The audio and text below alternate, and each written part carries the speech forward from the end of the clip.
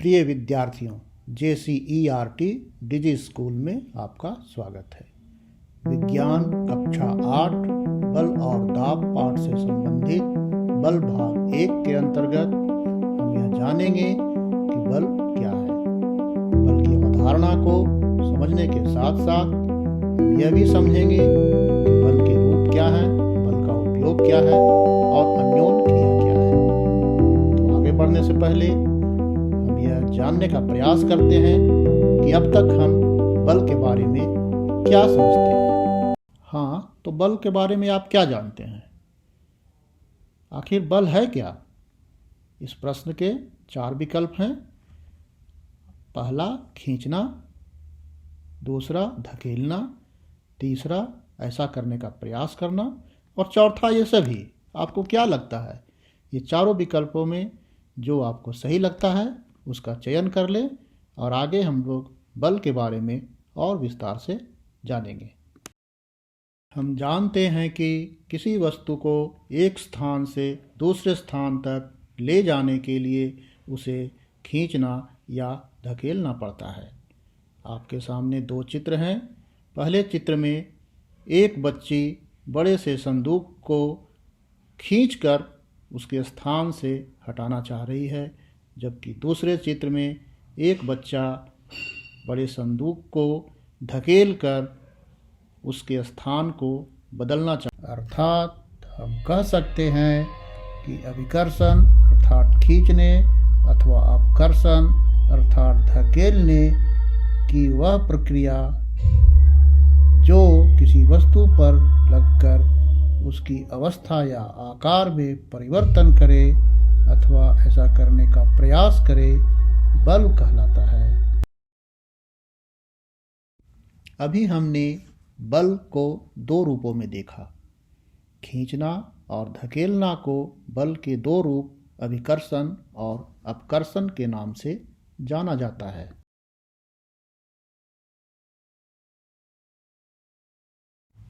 आइए अब हम जानते हैं कि हमारे जीवन में बल का क्या उपयोग है। जैसा कि आप नीचे के चित्रों में देख रहे हैं, किसी वस्तु को निचोड़ने, दबाने, उठाने, फैलाने और तोड़ने में भी बल का उपयोग होता है। अब हम जानने का प्रयास करते हैं कि अन्योन्य क्रिया क्या है।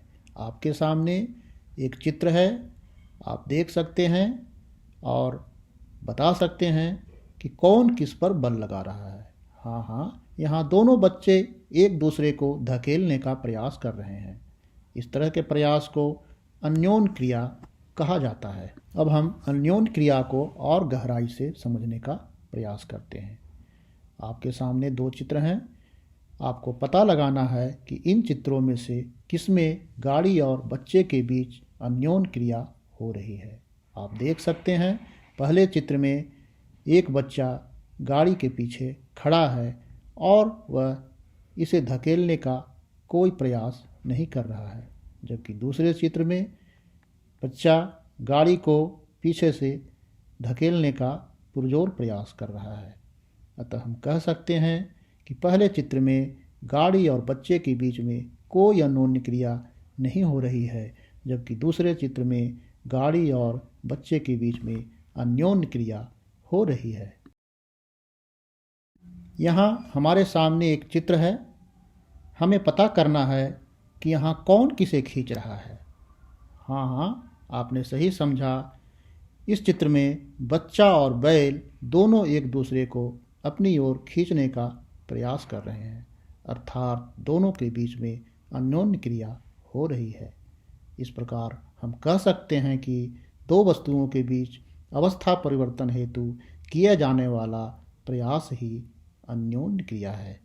अब तक हमने जाना कि बल के 2 रूप हैं, खींचना और धकेलना। खींचना अभिकर्षण और धकेलना अपकर्षण के नाम से जाना जाता है। अभिकर्षण या अपकर्षण की वह प्रक्रिया जो किसी वस्तु पर लगकर उसकी अवस्था या आकार में परिवर्तन करे या ऐसा करने का प्रयास करे, बल कहलाता है। बल लगने के लिए कम से कम 2 वस्तुओं के बीच अन्योन क्रिया आवश्यक है। धन्यवाद। यह भाग समाप्त हुआ। अगले भाग में हम जानेंगे कि परिणामी बल क्या होता है, बल किसी वस्तु पर कितने तरह से प्रभाव डालता है और बल कितने प्रकार के होते हैं तथा इन्हें कितने समूहों में बांटा जा सकता है। बल अपकर्षण या विकर्षण की वह प्रक्रिया है जो किसी वस्तु के आकृति या आकार में परिवर्तन लाता है या उसकी अवस्था में परिवर्तन लाता है या ऐसा करने का प्रयास है। ये जो बल जो प्रयास करता है, ये जो करता है, उसे हम लोग किस रूप में जान सकते हैं? बल का प्रभाव कितने तरह का होगा यहाँ पर? एक तो वस्तु के आकार या आकृति में परिवर्तन ला सकता है, जिसे आपने देखा यहाँ पर। ये जो कागज का टुकड़ा था कैसा था? ये किस आकार में था? ये चौकोर आकार में था इस तरह से। इसे हमने बल लगा करके क्या किया? गोलाकार कर दिया। इसके आकार में परिवर्तन हुआ, इसकी आकृति बदल गई। ठीक है, तो ये बल किया। दूसरा क्या कर सकता है इस बल से? ये बल अभी क्या है? स्थिर अवस्था में है। इस पर अगर हम अभिकर्षण का बल अपकर्षण लगाते हैं, गति की अवस्था में, गति की अवस्था से तो बल क्या होता है? किसी गति विराम वस्तु को गति की अवस्था में ला सकता है या गति को विराम, किसी गतिशील वस्तु को विराम या और क्या कर सकता है? इसकी दिशा इसको दिशा परिवर्तन करके दिखाओ। दिशा परिवर्तन हो गया जी। मैं इधर रोशन की तरफ दिया, रोशन इसे बल लगा के दिशा में परिवर्तन ला दिया। क्या कर सकते हैं? चाल में परिवर्तन ला सकते हैं।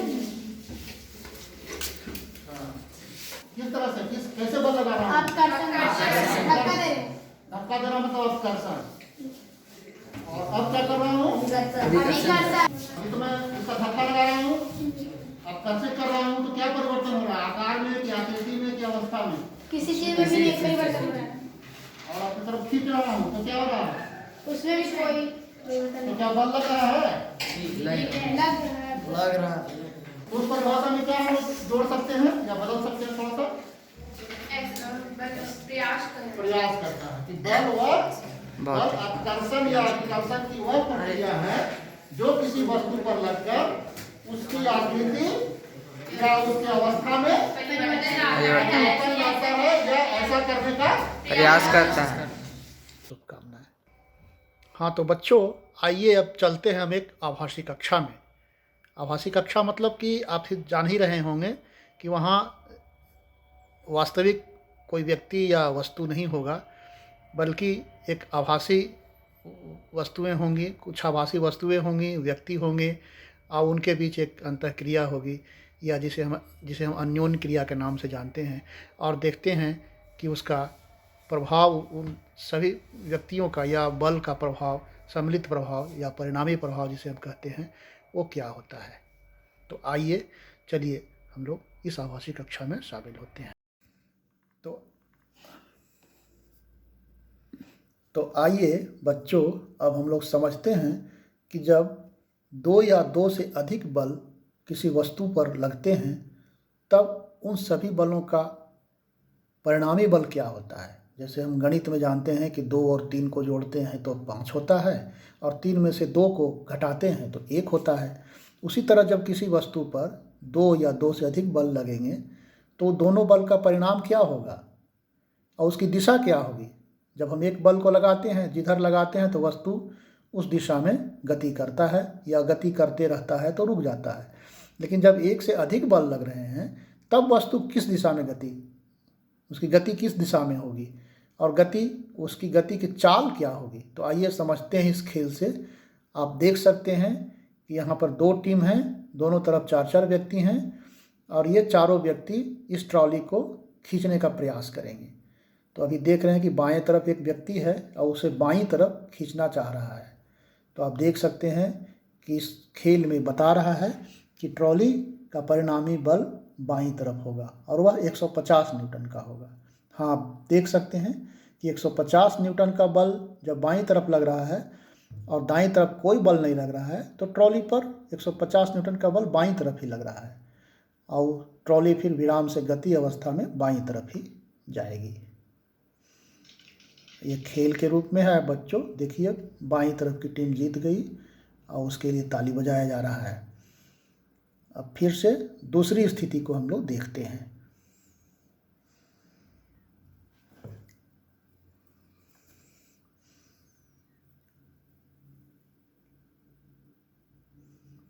अब आप देख सकते हैं यहाँ पर बाएं और दाएं दोनों तरफ एक एक व्यक्ति अपनी ओर खींचने का प्रयास कर रहे हैं।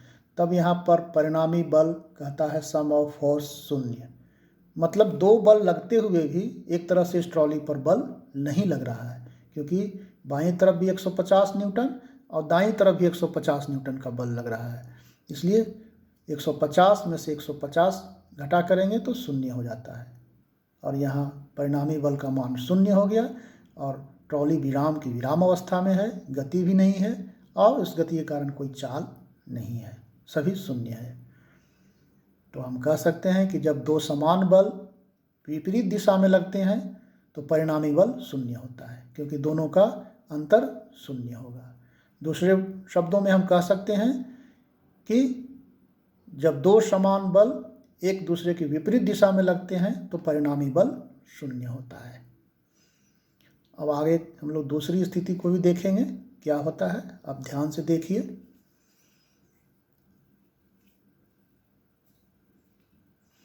अब देखिए दाएं तरफ दो व्यक्ति लग गए हैं